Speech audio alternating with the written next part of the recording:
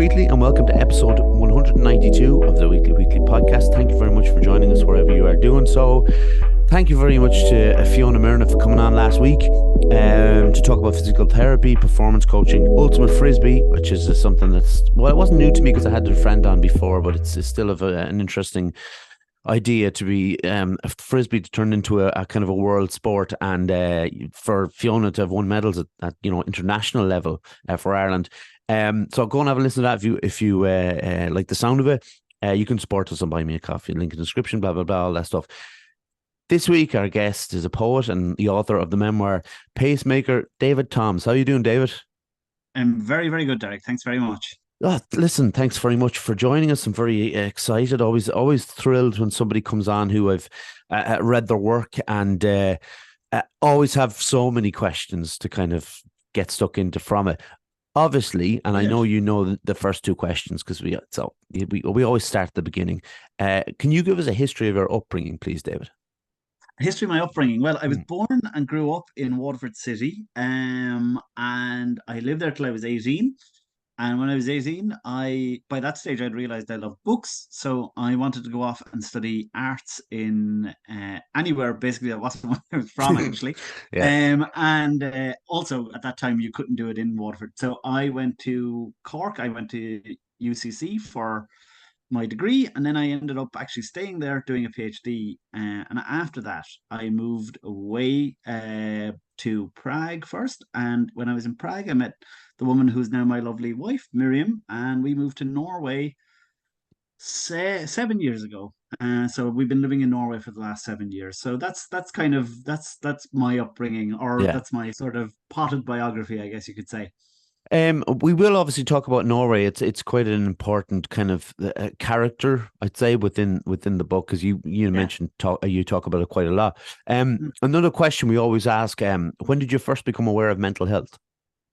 That's a really good question. I'm not I'd probably say in college, Mm, actually, I think. And I suspect that's probably true of a lot of people, probably. And I wonder, I don't know, this is really going out in a generalization here, but I also feel like for fellas in particular, it might be the first time they maybe yeah. encounter that, maybe at that age at least, if not necessarily, like, doesn't matter if you go to college, but Mhm.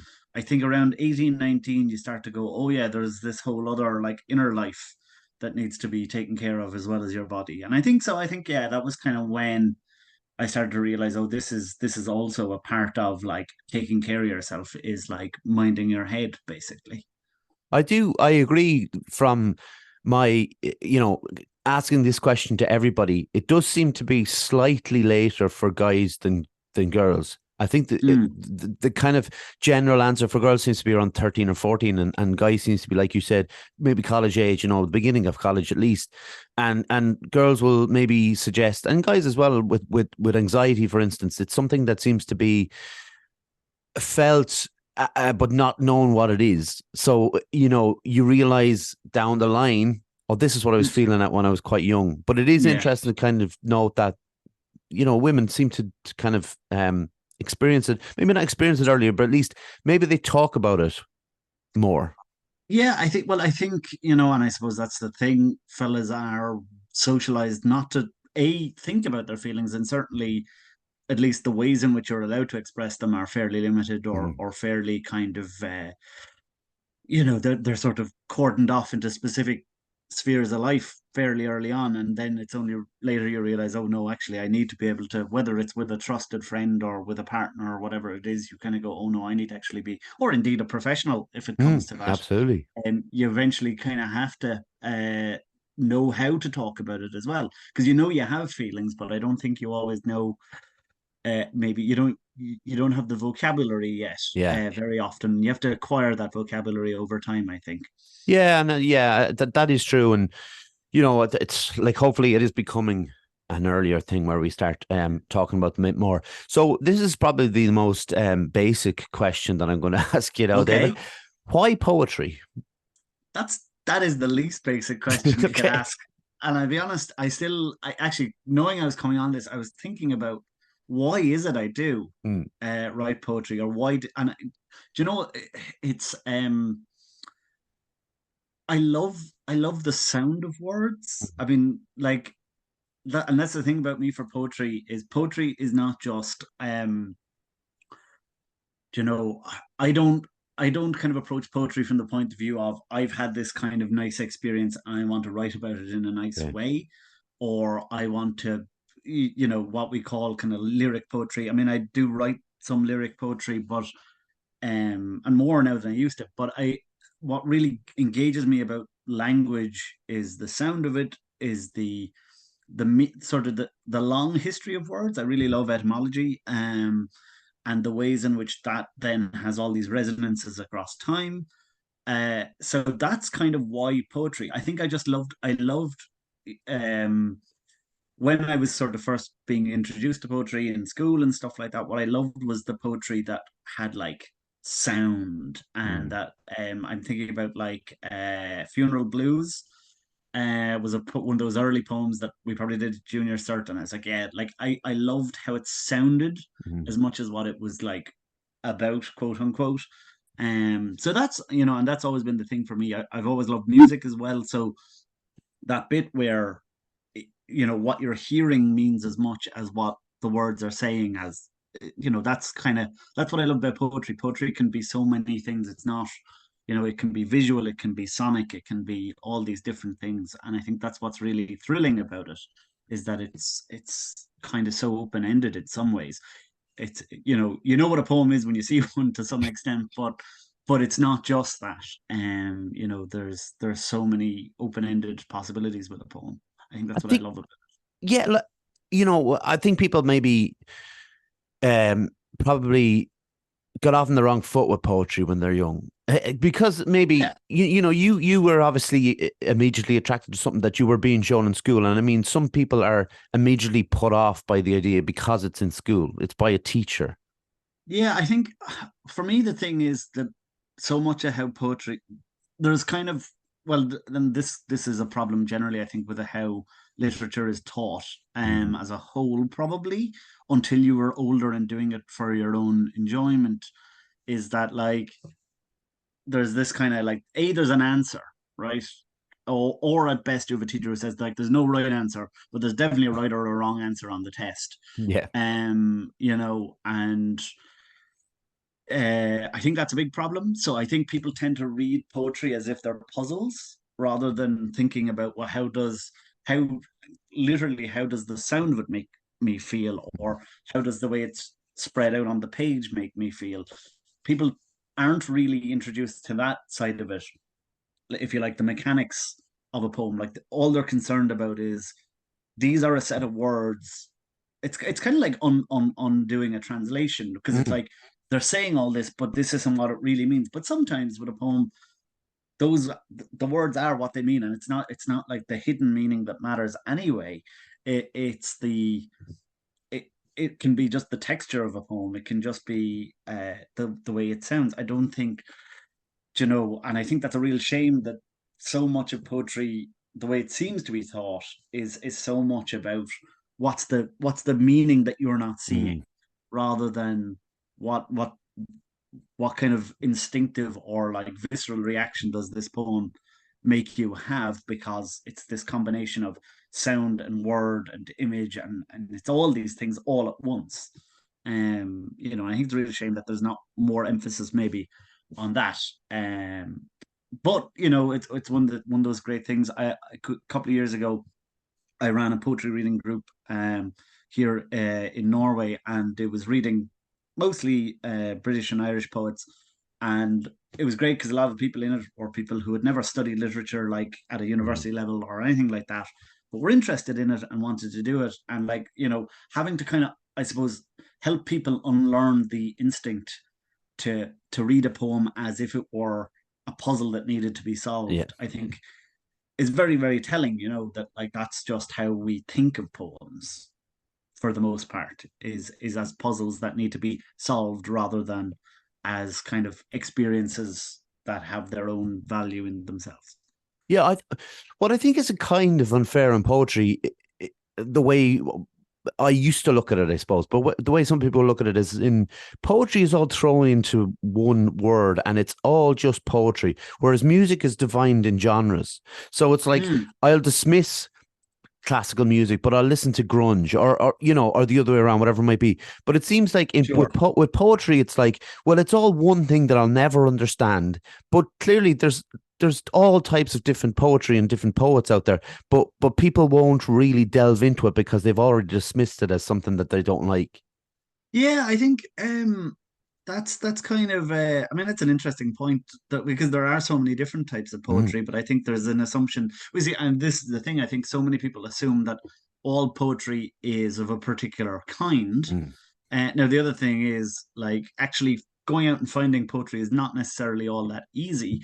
You're kind of restricted to what's available maybe in your local library, or you're restricted to what you might be exposed to in school. We're probably there's not nearly enough poetry on TV and radio, mm, or even what's on the internet is of a very particular like Instagram poetry is a very particular type of thing, and it's also defined by the form of Instagram, for example.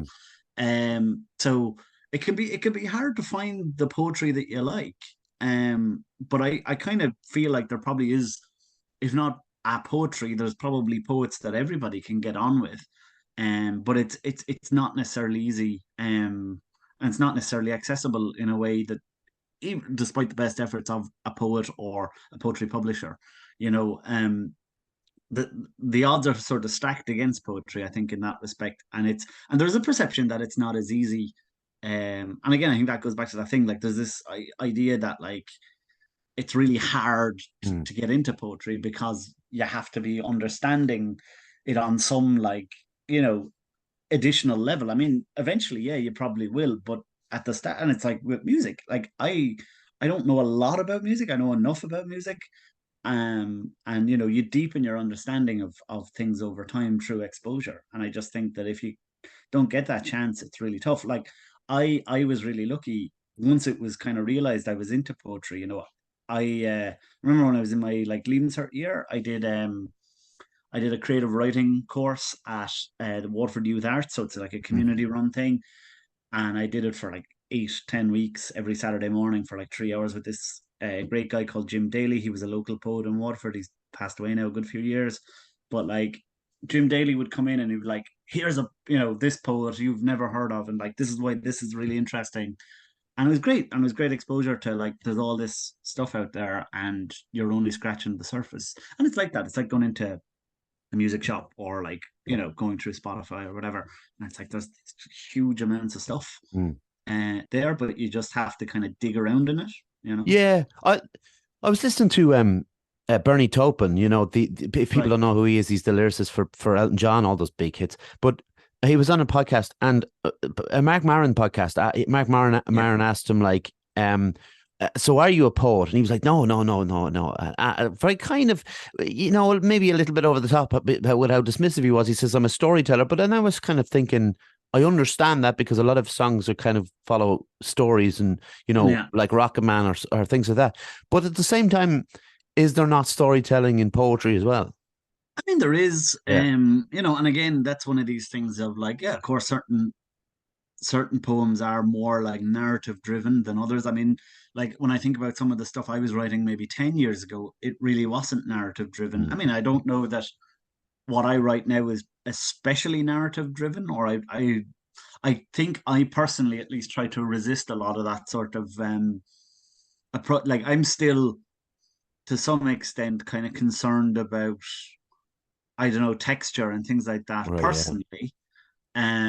It's as much about that, and it's about kind of upending sort of expectations about, say like there's all these phrases that we have rattling around in our heads that are sort of part of like the culture, if you like, and it's kind of fun to take those and kind of play with them, and we've all these.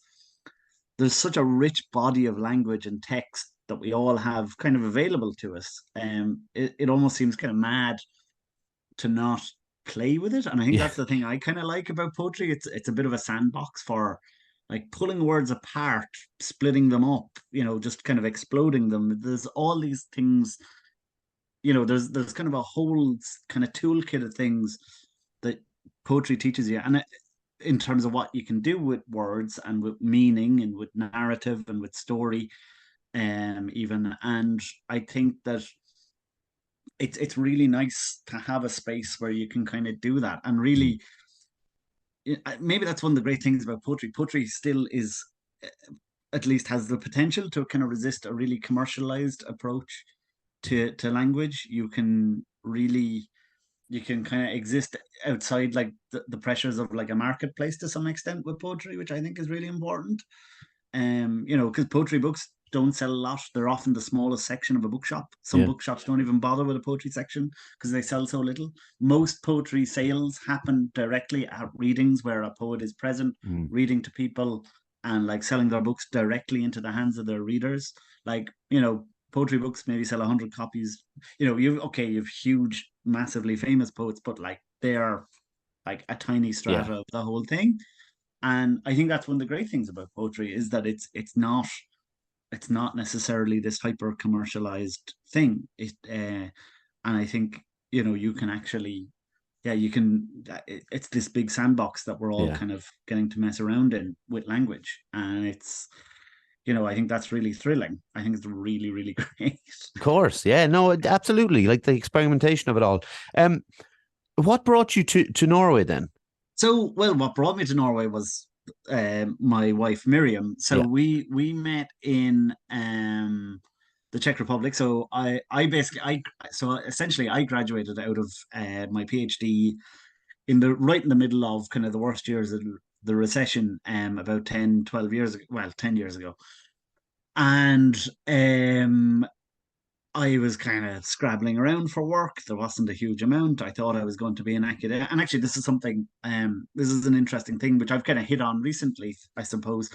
I realized that as somebody born with a heart condition, right, I need a good deal of stability, and I need a good deal of just like I need to kind of know where kind of I am financially and all that kind of stuff.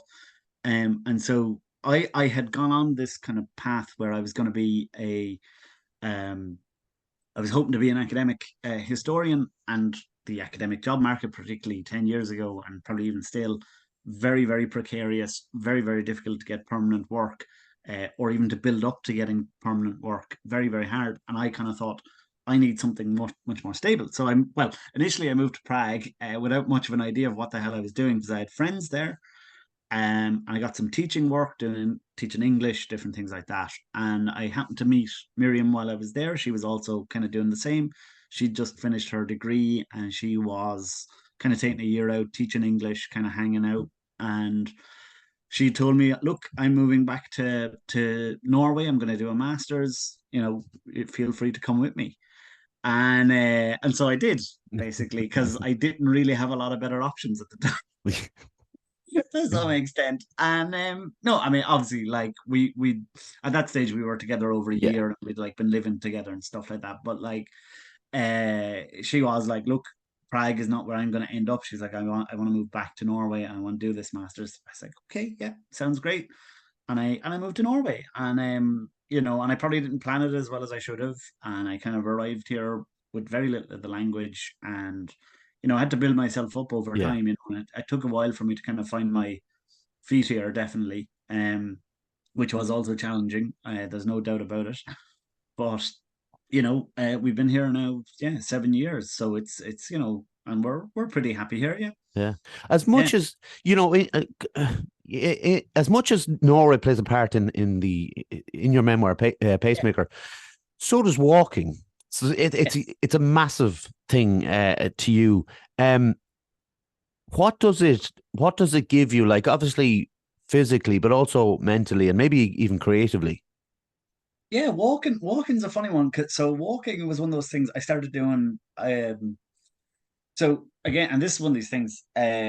Going back to sort of growing up with a heart condition, particularly at the time I was growing up, there was real fear that if we did like very, very strenuous sporting activity, that like it could cause sudden cardiac death. Now they've sort of since discovered that that's largely not true, or you'd have to Okay. be very, very unlucky, even when you have such a serious condition as mine. But so I was basically told like, you shouldn't like play soccer like at a kind of like club level or anything like that. So I didn't have a lot of outlets for the energy that all teenage boys still have. And so I started kind of walking when I was like 16, 17. I used to go on these like long walks with my Discman, kind of walking around being moody, Yeah. whatever. And I used to just walk for like an hour or two every evening just because I was like, I had all this energy that had to be displaced, but I had no real outlets. Yeah. And so I think that's when I really first started kind of enjoying walking and realized it was a creative kind of, or it was a way of maybe unlocking a certain amount of creativity, Mm. because I used to come back and I would write these poems, and I actually found some of them Oh. this summer in my mom's attic, and they were cat. They were so bad, Yeah. but I thought they were brilliant, obviously. But the thing, but and the thing about that is, when you're 16, 17, you don't have a voice yet. You're Yeah. totally imitating other voices you've been hearing. And that's absolutely normal, and that's absolutely the way it should be. And you have to go through that Yeah. imitative process in order to eventually discover something like your own voice.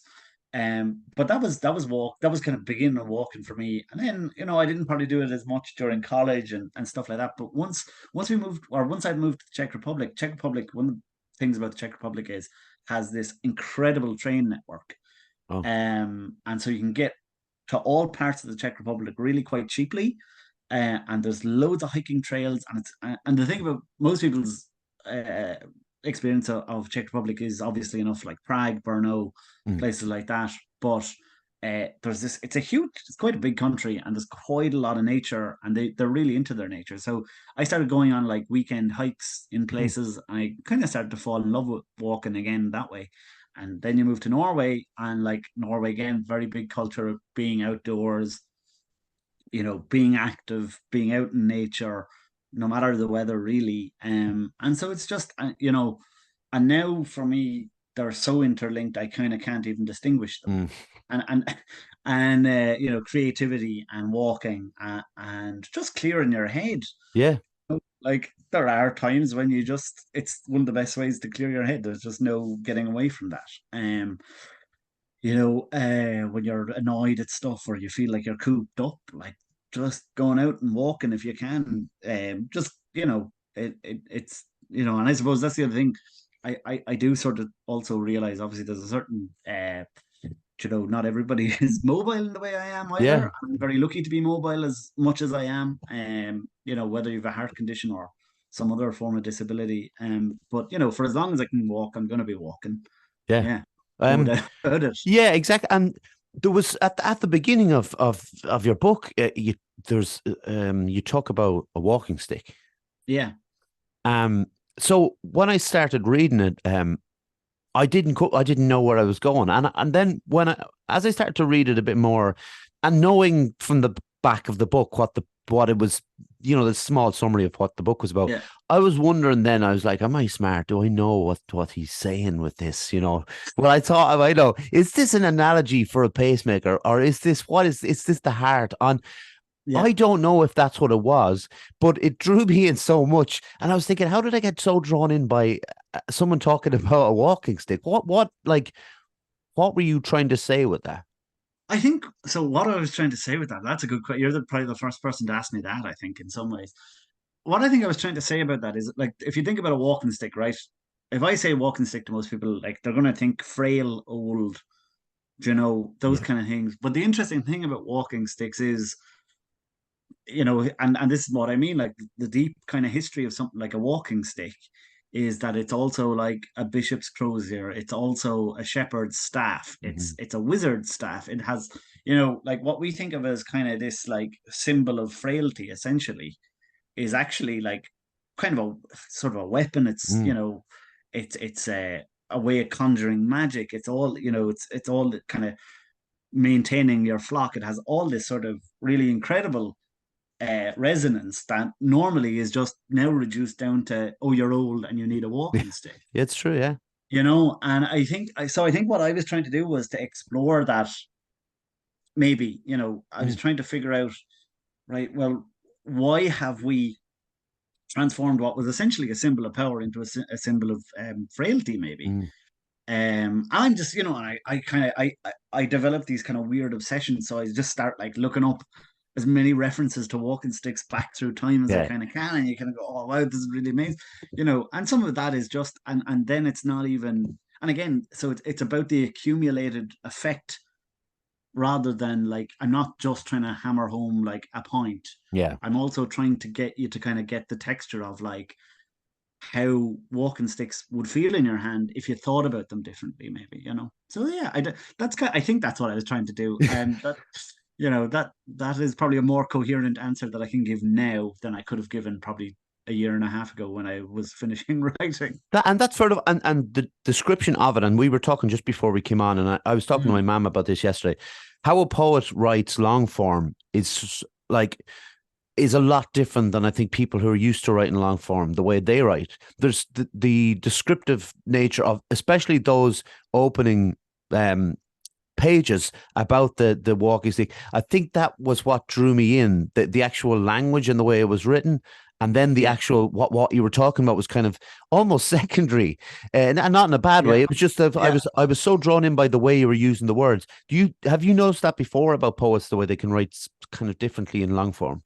Yeah, I think, you know, I think there's an interesting thing. There is kind of a bit of a trend, I think, of a lot of poets currently exploring, I suppose, like more something more like prose. I mean, Mm. obviously, like the idea of the prose poem, for example, has been around for a very long time. There was a couple of years ago, there was an anthology published by Penguin called the Penguin Anthology of the Prose Poem, and like that, you know, that, and that has shown that the concept of a prose poem, because, you know, and this kind of goes back to what I was saying earlier, like what we think of as a poem is very, very often rigidly defined, and you kind of have probably an idea of what a poem looks like in your Yeah. in your mind's eye. But one of the great things about the prose poem, and then just poets writing what is basically prose, is that it sort of explodes and sort of blurs that, and I think it can be done very well. And I think it's because poets are so attuned, mostly, to, you know, how a thing sounds, or, Mm. you know, like if you look at it, like a poem can be, you know, four words or 40 words, right? And or less or more, and the whole thing is, but like the thing, you know, usually about a really good poet is every word, like there is there for a reason, like, Yeah. or in some way, like there's some function. Whereas, you know, so the very structure of a poem, and poetic expression, I suppose, is so, in some ways, so different to like quote unquote standard prose. But and so I think something really interesting happens when poets write prose or try to write prose. You know, it's funny, and but I find even myself, I you know, I feel like I'm learning how to write prose, Yeah. even though, you know, weird thing to say after having written a kind of a prose book, I Yeah. suppose. But I definitely, you know, I think I'm only beginning to learn how to write prose after having gone through the process of actually writing a book, you Uh, know. And y- yeah, it's sorry, it's one of those things that I noticed that I didn't think I could miss a word. That in the sense, like you're saying, like every word had a place. So when I was reading back, um, when I was reading over the pages and chapters, I felt that I had to slow down to make sure that I got everything, or I would miss something. Whereas sometimes, and this is kind of, I suppose everybody can do this with a beach read or something, they feel they can float over the words and still take in what it means. But it's yeah, like I couldn't miss a word. It'd mess up the whole book for me, if you know what I mean. yeah. I think, well, you know, I think it's one of those things. It's like, and it comes down to whether a book is really plot driven, or if it's Mm. more character driven, or if it's, you know, there's there's so many different ways that you could approach any kind of, but I think for poets writing prose, I don't know, I can only speak for myself, but Yeah, certainly for me, yeah, it's about basically wringing the absolute maximum out of every single word in some yeah, sense, you know. So it kind of has to have a function, whether that's driving plot, or whether it's developing character, or whether it's just kind of capturing the essence of a particular moment, or, you know, whatever it might be. I think you have to be, you know, being conscious of language at that kind of almost like microscopic level, I think is something that poets acquire and build up mm, over time. And I think that's why maybe there's something kind of different about their prose, maybe. On the other hand, you know, I'm sure it's probably really frustrating to somebody who reads prose all the time to look at poets kind of who think they can just, we can do whatever we want. Yeah. Maybe I don't know. It's. I often wonder about if there's people who are really quite annoyed at like the sort of the poets doing prose thing. I do wonder sometimes if there are people who are not terribly thrilled about that. I wonder though, does it go the other way? Like when maybe a writer of fiction, Mm, for instance, decides to start, dabbling, to use yeah. that horrible word, in poetry, is there a pushback on that too? I don't know if there's a pushback. Yeah. Like, I mean, obviously, but there's most of the people I know who are good at, say, poetry are good at prose. Mm. And I would say that like there are certainly people I know people who would be maybe best known uh, in general as maybe prose writers, but who I happen to know also are actually very, very fine poets. Right. But I think I don't know, it's a funny one as well, like because like I have a computer full of writing that will probably never see the light of day because it's probably just not quite good enough to be published, or whatever, the idea doesn't quite work out. It can be really hard, I think, uh to do both really well, like constantly and consistently. I think, and I find myself like I would say a certain amount of my poetry has probably suffered in the last while to some extent, just because I've been focusing so hard on getting the prose stuff right. And so it probably, it's very hard, like very few people I'd say who can really do both well constantly and Yeah. consistently. That I think that's fair enough. Yeah. There was one thing when I was reading that immediately reminded me of something that happened to me. In the sense, and the way you even phrased it was interesting to me. You said you felt shame in being, and allowed was in inverted commas, Yeah. to be considered disabled.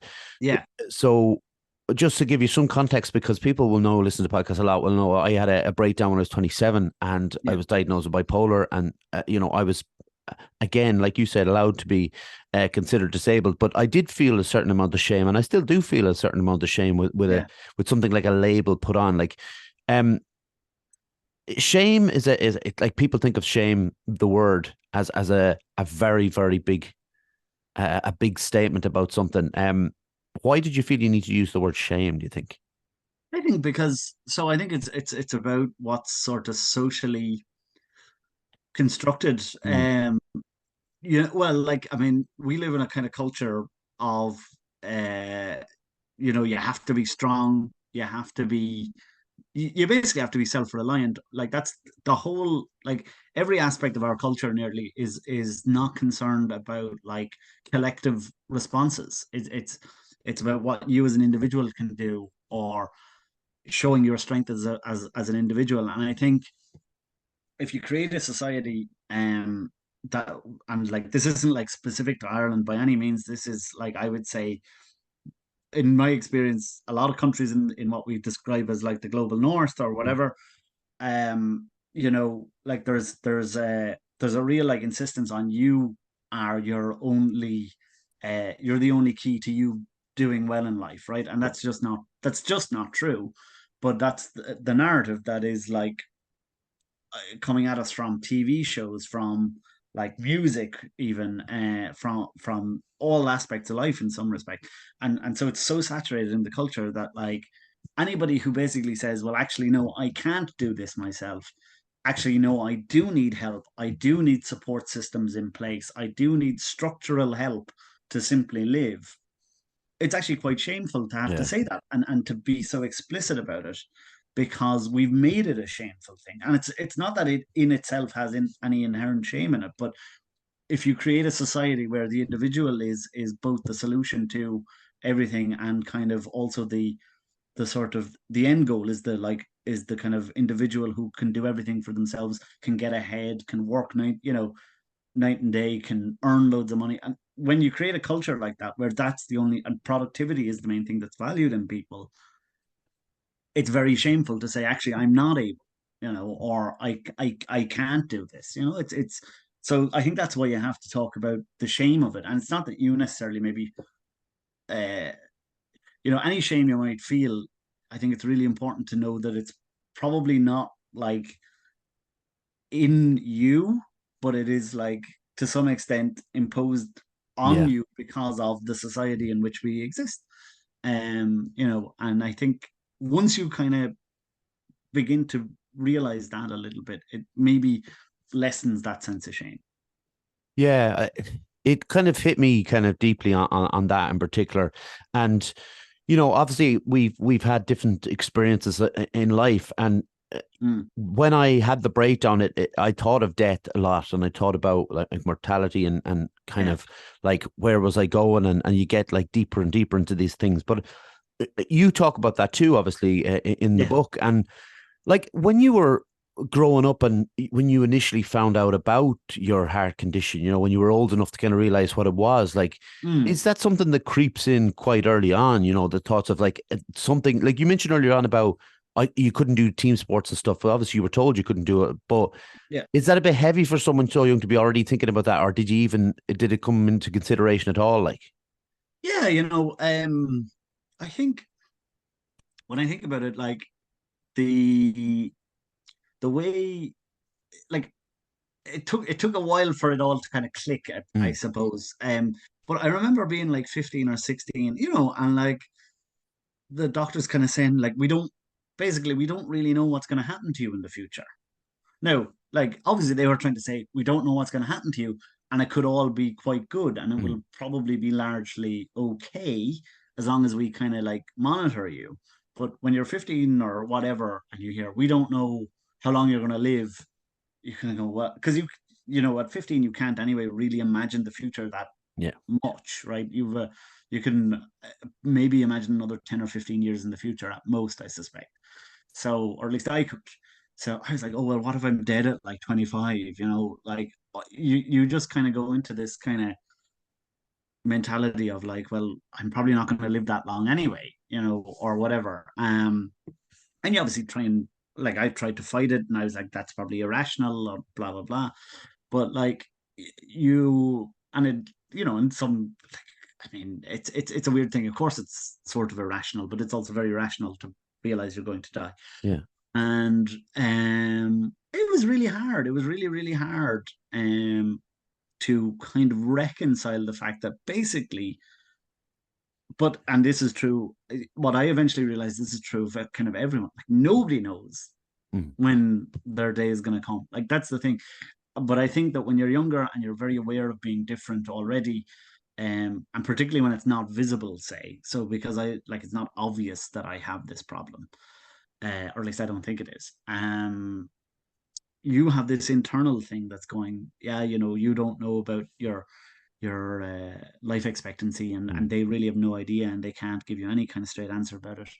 And that's kind of worrying around in your head all the time. That's really, really terrifying when you're really young, and it's still terrifying now. yeah, But I'm able, I have kind of a certain amount of ability to deal with it, or I can recognize the thought formulating in a way that I couldn't then, maybe, yeah. so it doesn't overwhelm me necessarily in the same way, you know. Uh, Um, the kind of, I mean, I wouldn't say that the kind of turning point in the book. There's a point in the book where it takes a distinct swerve into, and like I said to you before we start recording, almost like cliffhanger territory. The book becomes more about conversations between people, yeah, messages between people, I should say, but kind of, um, can you tell us about what led up to that and why you decided to then use those messages as a chapter of the book? yeah. So basically, I have this congenital heart condition, which is quite serious. It's called transposition of the great arteries, and I was born with this, and it's a very rare congenital heart condition, but it's one that they can now correct surgically and with like lifelong follow up. Anyway, I so I've always gone to the doctor annually, to a specialist cardiologist, blah blah blah, and so they keep an eye on things, and generally things have been fine. And then when I was about, so this was 3 years ago. Yeah, let's see. I have to think about this. 3 years ago, so I was in my early 30s, and I wasn't feeling great actually. And so I went for my annual checkup with my cardiologist here in Norway, and they said, "Look, actually, we can see there's some issues going on here. You've got what's called an arrhythmia, so the rhythm of my heart is out of whack. Basically, and I remember the cardiologist, he described it as being as if an anarchist collective had taken over my heart chamber, which is how he put it, right? And so he's like, that's quite dangerous, and we need to do something about that, right? So I was due to have this kind of minor procedure, and then while I was waiting for this minor procedure, the COVID outbreak happened in Europe, and I got COVID, and I got COVID extremely severely. I was hospitalized and I was put in an induced coma for just over 10 days.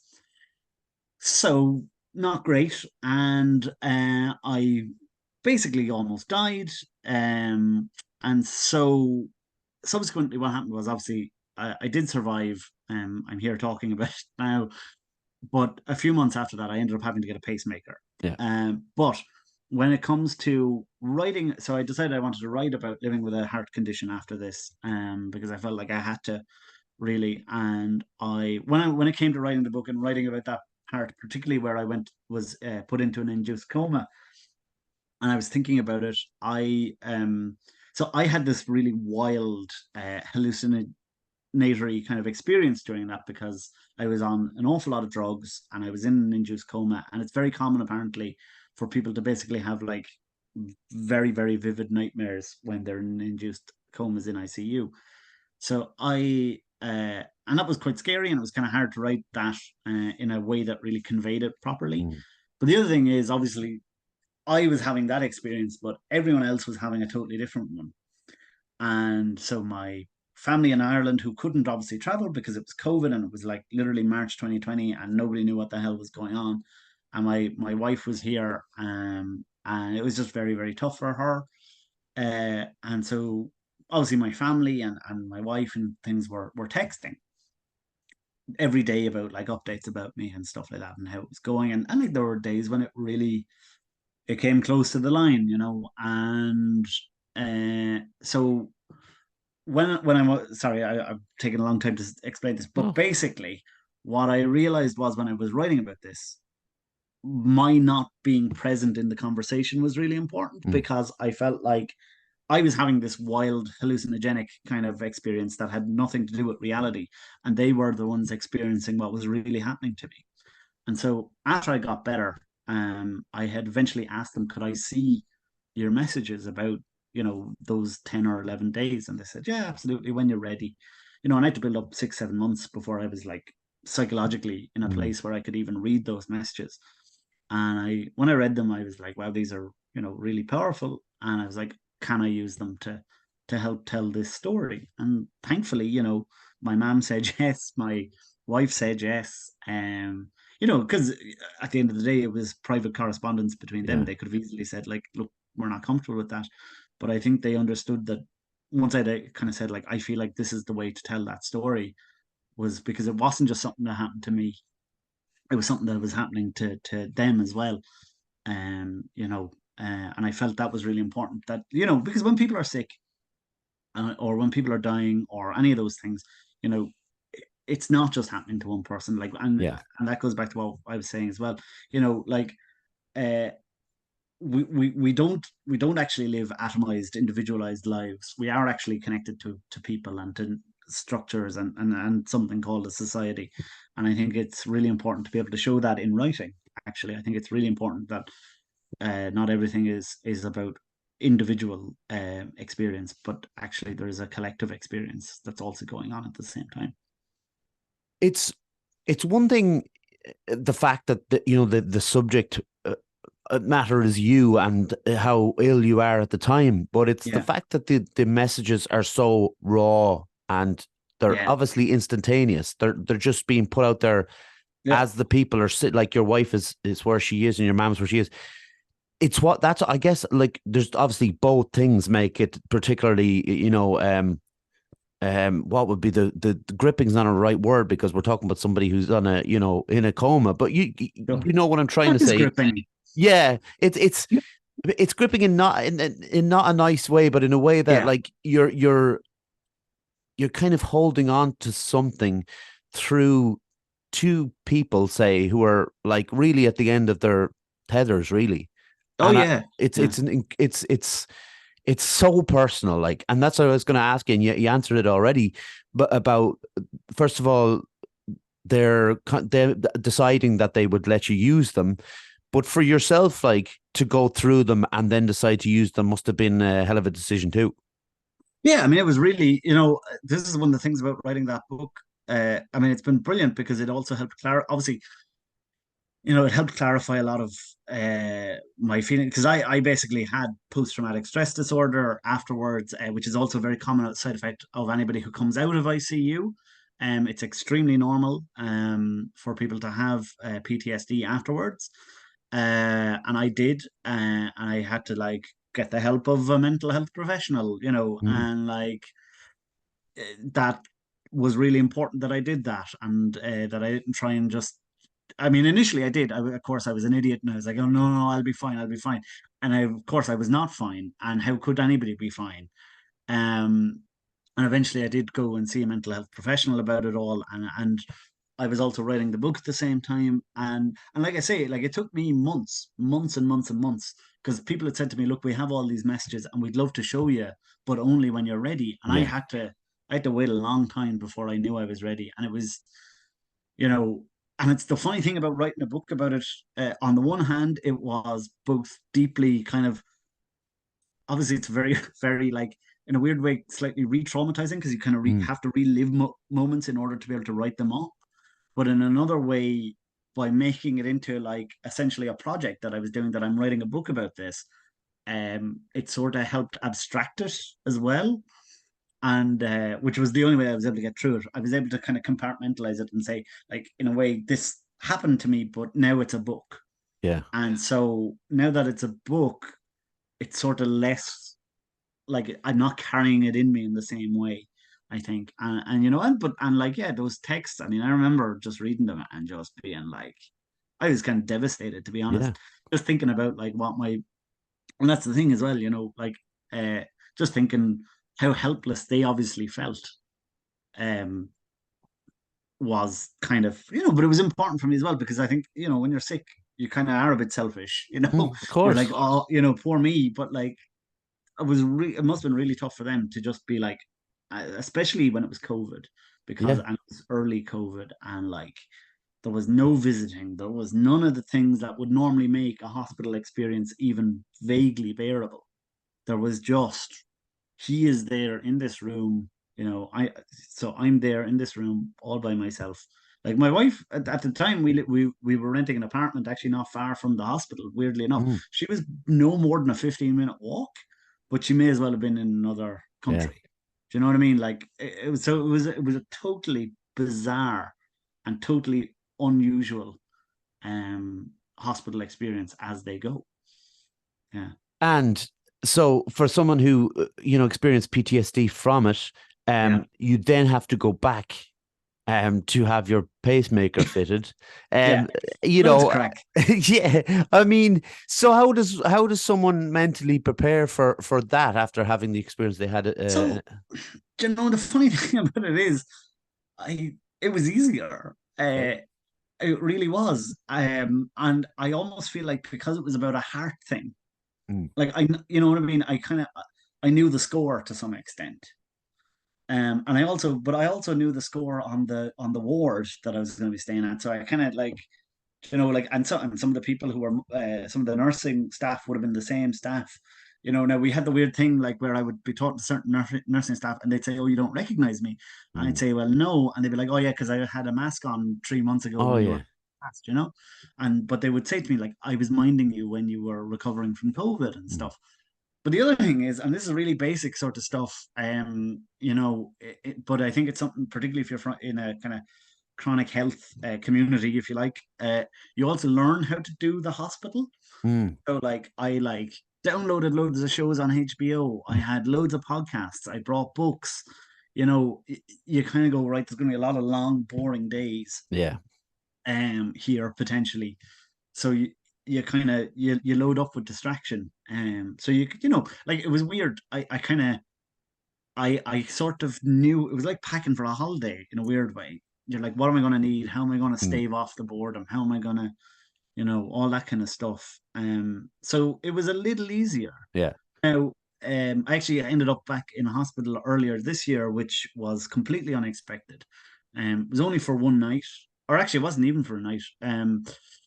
Well, basically, this arrhythmia that I have kind of Yeah. came back, right, and it threw me for a total loop because I'd been to my annual checkup in like February or March, and they were like, everything looks tip top. And literally 8 or 9 weeks later, this arrhythmia kicks in, and I had to go to the hospital, and they had to do what's called an ablation on me.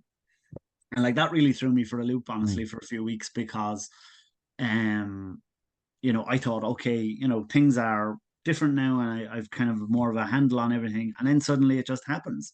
Yeah. And I was like, okay, we're actually going to have to keep you in. Like they were like, you might be able to get home tonight, but you might have to stay overnight, blah, blah, blah. In the end, I was able to get done and be sent home in the same day.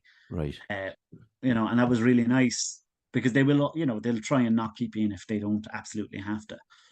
But like that really threw me then for a few weeks. I was like, oh, I thought I was kind of, Yeah.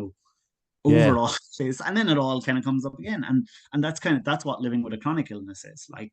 Yeah. Everything can look like it's going great, and then whack, just suddenly something for no apparent reason either, like that. And Yeah. that's the thing, there isn't anything I'm doing right or wrong necessarily. It just That's just your body is kind of your enemy in a weird way, you For know. someone like myself who doesn't know, the true extent of, from what you had from when you were born and going through what you went Yeah. through, you got the pacemaker, like I said, put in, and you got to actually watch that happen as well, which is, Yeah, like it was weird because yeah, like that was a very, very, very strange experience because the only time I like so and I've been reasonably lucky through my life. I was operated on with open heart surgery when I was about 11 weeks old. Obviously, don't really remember that. Although they do actually say that like bodies even of newborns, because so years ago they used to think newborns didn't feel pain, yeah, right?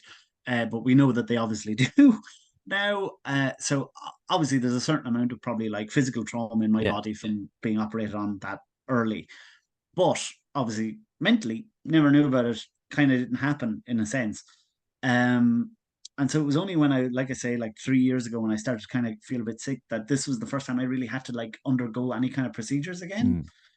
mm, And pacemaker isn't full open heart surgery or anything like that. It's very, very sophisticated. They like literally like slit this little like I described in the book as a pita pocket, yeah, and that's exactly what it is. It's like, and it's just wide enough for them to like put the filling in essentially, which is the pacemaker, and they run these leads around your heart. Like it's amazing, like just how small everything is. Um, and but yeah, but because it's not like full on like open heart surgery or anything, they only give you like a local anesthetic, basically. So you're quite numb, but you're yeah. not completely numb, and you're a little bit high on the drugs, but like you're not totally out of it. And yeah, and like so I had this chat with my surgeon about golfing in Ireland because he really likes golf. Like, which is obviously a technique he's picked up to like, keep me Yeah. distracted so I'm not thinking about things. But brilliant. And actually, I'll tell you a really funny story. So when I went back this year for my annual checkup, all my cardiologists had read the book, right? Oh, right. And they were like, "Oh, we know the surgeon you're talking about in that section." They were like, "He actually is obsessed with golf." It's so weird. It's It's it, so funny, I heard about people being awake for procedures and stuff, but never did I imagine that would be for something like that, like having the pacemaker fitted.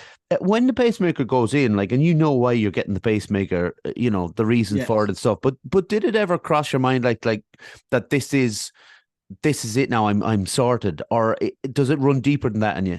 Yeah, you kind of, it's definitely like it's a bit of like it is the emergency power generator. Like, there's no Yeah, doubt about that. And it does give you a bit of freedom to like know, um, I know I can probably try and push my boundaries a little bit more yeah, because I kind of have a little bit of a back. Now, obviously, I have to still, you can't just do stupid stuff. Like, it's like that Mr. Burns meme. Like I'm not indestructible. yeah, The slightest breeze could kill me, sort of.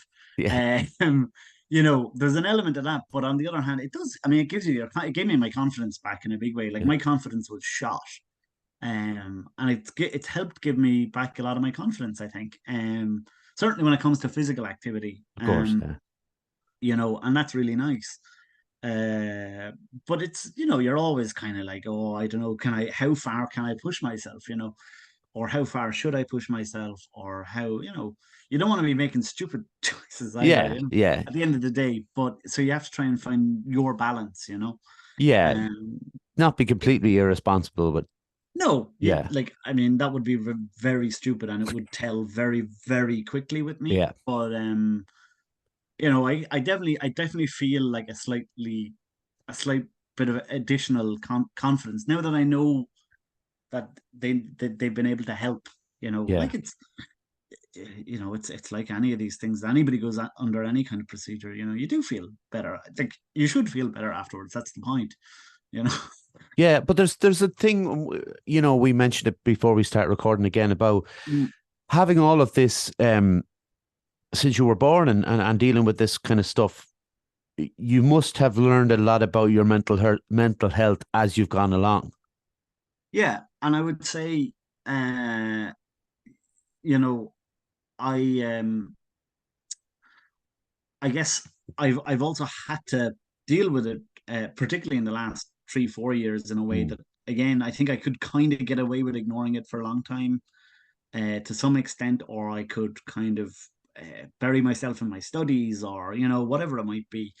But in the last couple of years, I've really had to face up to it, yeah, which is not easy, and it's something I'm still very much working on. And like some days are better than others, and sometimes I get myself really down about my health.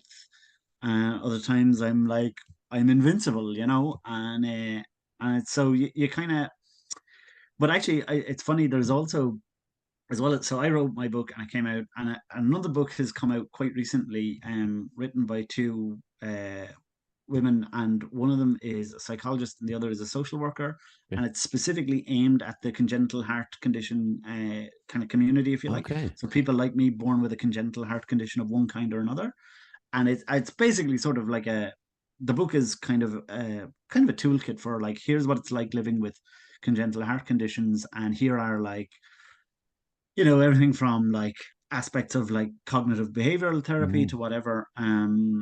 It might be, here are lots of ways of coping, essentially. Or if you're not coping, here's, you really should go talk to somebody, or get on a list to be seen, by somebody who's a mental health care professional who can maybe help you with this. Because the funny thing about congenital heart patients is, until not that long ago, we tended not to live very long. okay. But now, the adult population, if you like, so those who are over 18 with congenital heart conditions, has now surpassed the number of children born with them. Oh, So we're a growing kind of patient cohort, but which means, we need more medical follow up as we get older and age, and are tending to live longer. But on the other hand, we're also experiencing challenges that previously nobody had to really deal with, yeah, because we're living longer, and because we're experiencing, some people. It does really affect their ability to earn money, or to yeah, have security, or there's all kinds of things. And I mean, there'll come a day when that'll probably be me too. Um, and so you have to kind of be, building yourself, or kind of preparing yourself all the time, in a sense, for, like, one day it could just, your health could just kind of totally forsake you, and yeah. you have to be ready for that to some extent, or you need to know how to deal with it when it comes. So it's, and so that book coming out also has actually been really great for me, because, like, it's right here next to me now as we're speaking. What's it um called? What's it called there, David? it's called Healing Hearts and Minds, and it's Okay. by Tracy Levesque and Liza Morton, and it's a really, like, genuinely, it's a really good book. Brilliant. And it's, it's got, it does something really rare, because it manages to combine, I suppose, scientific rigor, with, actually being a useful kind of book. And, like, so it doesn't hide any of its scholarship, but at the same time, it is a useful tool for kind of lay people, if Yeah. say it like that. So it's a really great book. Brilliant. Really genuinely it is. I think that's what is fascinating about well, a lot of the books that I've read have gone away from that scholarly, well, in particular to do with mental health, have gone away from the scholarly approach because obviously, if you're really struggling with something with regards to your mental health, the last thing you want to be doing is bogged down in scholarly text because you can't break it apart. It's just not there for you. Yeah, So yeah, the idea that because you can do both, like I think that's the important part. You can actually do both yeah. and talk about previous generations. And what they went through, but also talk about like CBT is something I talk about an awful lot on the podcast Mhm. because it helped me so much. David, another question we always ask: Yeah, apart from walking, now, what do you like yeah. to do in your spare time? I'm really boring. Okay, And I'm also really, really predictable. I love reading. good. That's good. I, I love reading. Obviously, I like writing, and this is the thing about writing. I write just because I like writing as Yeah, well. It's not just about like making art. Like, I mean, I do like to write to make art, but I like writing because I actually enjoy it as a process. And then I mean, what do I love cooking actually. oh, I really enjoy cooking. And it's something I've become really much more interested in the last few years than I used to be, I think. Partially because I want to look after myself a little better, yeah, but also because I just really enjoy it, and it's I'm not a very I wouldn't be the world's most practically fantastic person. Like I wouldn't be great with my hands now, like building things or anything me like too. that. But cooking I can do, and baking I like. Yeah, I keep myself, I love going to the cinema, actually. I really love Good. movies. And what else do I do? God, No, see, like no, David, it sounds so boring, but David, like if you don't, because I'll tell you why I'm going to stand up here because this is exactly what I do. So we're not boring, all right? Okay, but yeah, I do have to ask you these questions because yeah, you've opened up this pathway for me now. Anytime someone mentions books or music or films, I have to yeah, kind of ask, and you don't have to be full like precise. yeah. Maybe the first thing that pops in your head, your favorite film and your favorite book pops into your head. Favorite book, The Road to Wigan Pier by George Orwell. Fair, Even though, yeah, I don't even know. though. Even though at this stage I feel like I need to reread it to make sure Okay, I okay. remember it. And then favorite film. Do you know what? It is increasingly Master and Commander. Really, Yeah, I love it. I it is really good. love it. Like, and I didn't realize how much I liked it until I realized it's become one of my like comfort watches. You see, I wonder sometimes. I really like the director Peter Weir. I love most of his films. Okay, but Right, but for that's a kind of a standout one for him because it's slightly more ambitious in scope, I would say. right. But what I think would be a comfort watch in it is that kind of well, obviously the ambition to do with it, but it's on a something that we will never be on, like a ship like that, and we'll never Yeah, be the character, or any of the characters on the ship and something. And sometimes I think we're going into the fantastical with that, like if you know what I mean. Even though that happened, but for us, it's never going to happen. yeah. No, I Maybe, mean, oh, it is. It's totally kind of escapist for me. yeah. Like because I remember years ago, there was 2 years. I think it was 2005 and 2011 that Waterford hosted the tall ships race. Ah, yeah, Uh, and I remember being like, I just thought they were amazing. Like, yeah, these like tall ships, I think are really fascinating. There's a lot of them, obviously, in Norway. It's a bit of a thing here as well, and it. I kind of love it. I love the sort of age of sail is something I've become yeah, kind of interested in. The history of like the sort of 18th 17th 18th century on all that kind of stuff, the Atlantic world, and I just kind of find it fascinating. And also Patrick O'Brien's books, like I really like, I really like them. They're like so they're so what's the word, I don't even know. It's over the like top. not even that they're over the top. No, that was an No, unnecessary dig at Patrick O'Brien there. yeah, Sorry. well, do you know actually what, it's funny because I feel like I also really like the Sharp novels, but Okay. like I find them really over the top. No, what I love about the Patrick O'Brien thing is like they're so obsessed with the minutia. There's kind of something Yeah. fascinating about it.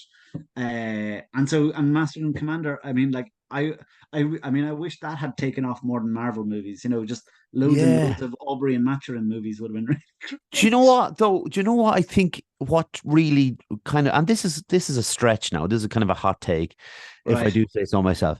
But I think what happened was Waterworld tried to do that, right? Now, I'm Yeah. not, I'm not putting it in the same bracket as Master and Commander, Yeah. Yeah. Yeah. but the fantasy film, but within the what could be considered our universe. Do you know what I mean? It's not like Sure. parallel universe and stuff like that. Yeah. And it got so it's a silly film, Waterworld. Like, to be fair, Yeah. why? Like, I saw someone write in a tweet, why are they all so dirty when they're surrounded by water? And I thought, well, that is an interesting point. Like, why are they always? They're always filthy.